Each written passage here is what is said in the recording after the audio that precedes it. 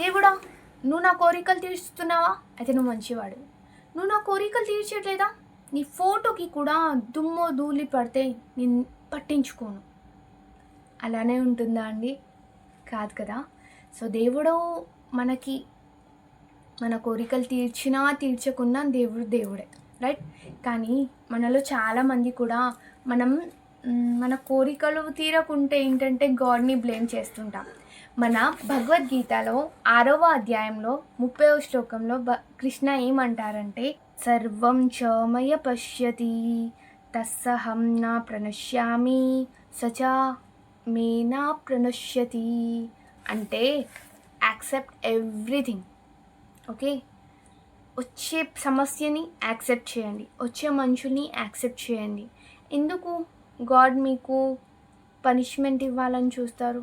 కాదండి.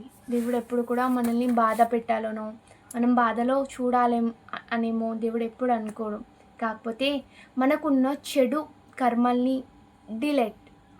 డిలీట్ చేయడానికి మాత్రమే మన దేవుడు సిచ్యువేషన్స్ని మనుషుల్ని డిఫరెంట్గా చేసి మన లైఫ్లో పంపిస్తారు.